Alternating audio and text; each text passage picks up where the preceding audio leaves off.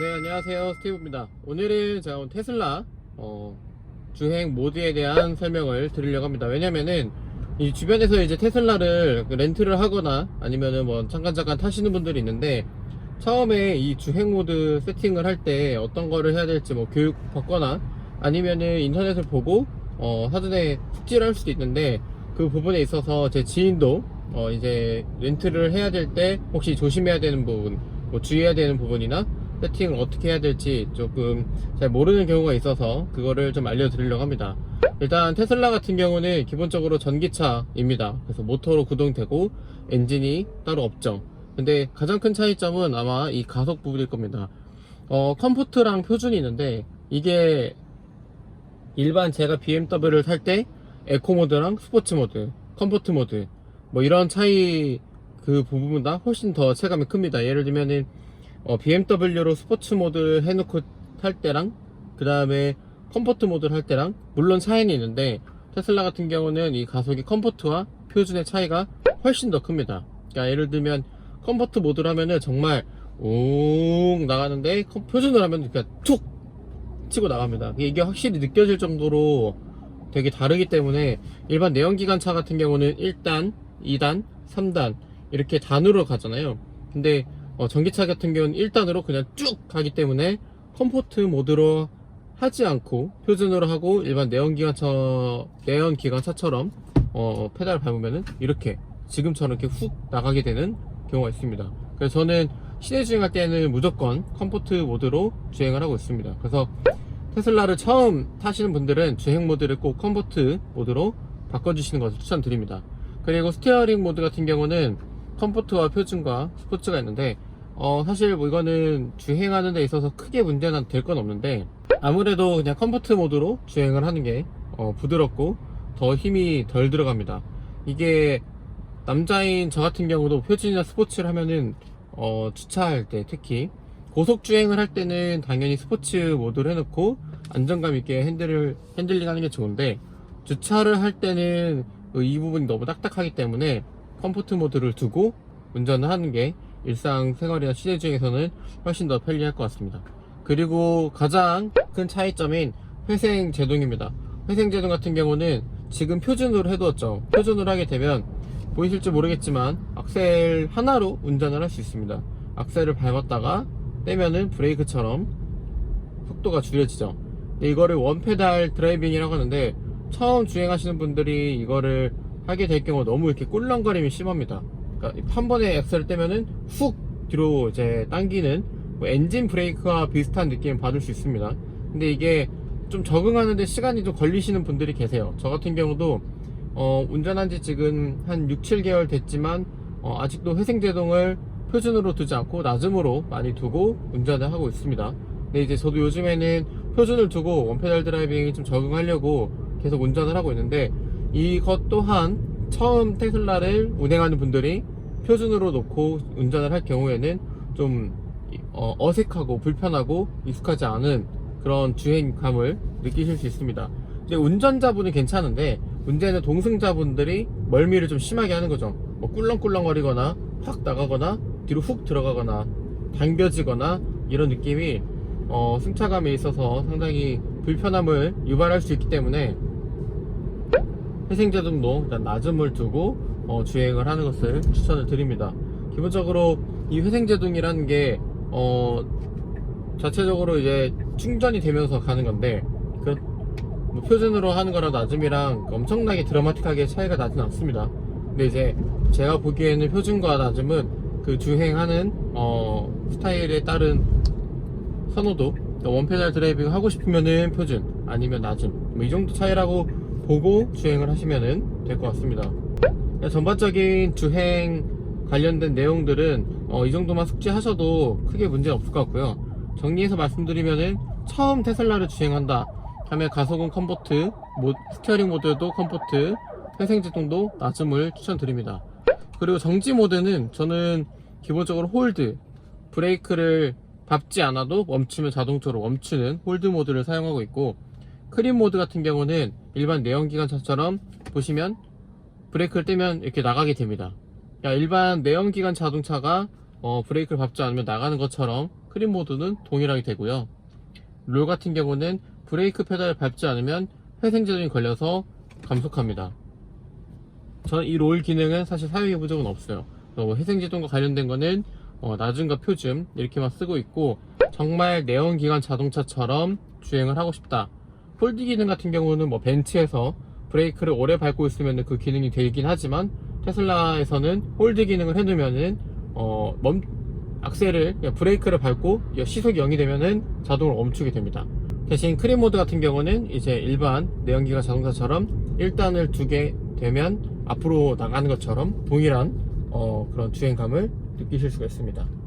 그래서 일단 엄청 내연기관 자동차 비슷한 주행을 느끼고 싶다면, 가속은 컴포트, 스티어링 모드는 컴포트, 회생제동을 낮음을 하고, 그 다음에 정지 모드는 크림 모드를 하시면은 일반 자동차랑 운전하는 것과 되게 동일한 주행감을 느끼실 수 있을 겁니다. 그리고 테슬라를 타고 가장 많이 좀 시도해볼 만한 기능은 바로 오토파일럿 기능입니다.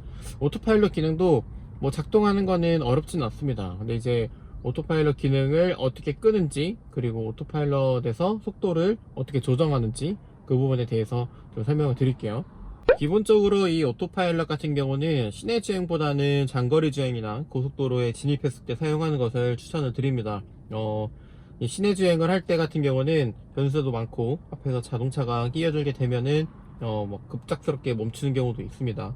아무래도 이게 인식을 잘해서 잘 멈추지만, 자동차의 그 자체적인 반자율 주행이기 때문에 갑자기 확 멈추는 경우가 있어서, 그 부분은 고속도로나 다른 이제 좀 장거리 주행에서 사용하는 것들이 훨씬 더 편리하게 이용할 수 있는 기능이란 점을 미리 말씀드리고 설명을 드리겠습니다. 오토파일럿 같은 경우는 이 칼럼식 기어를 2번 내리면은 설정이 됩니다.